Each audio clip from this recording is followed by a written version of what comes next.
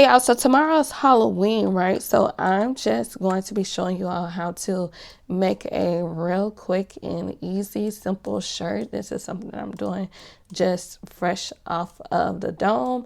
I'll be showing y'all a few things that I'll be using.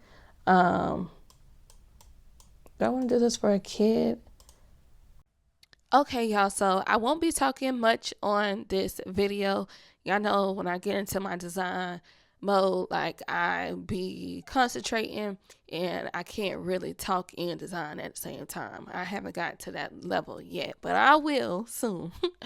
But y'all know my whole spiel. Definitely just make sure that y'all watch the different elements that I'm choosing. Look at the different colors that I'm playing around with.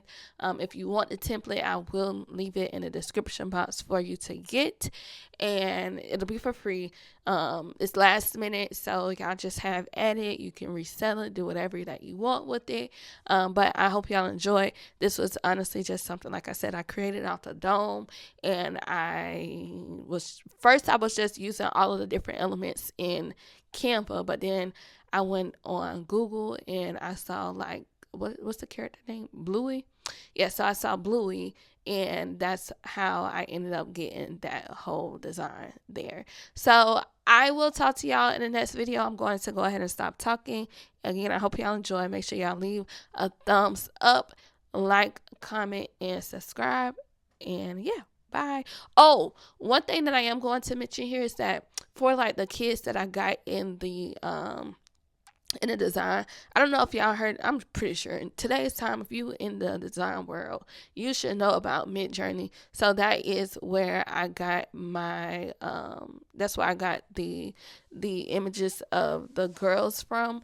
I do recommend that y'all use Midjourney.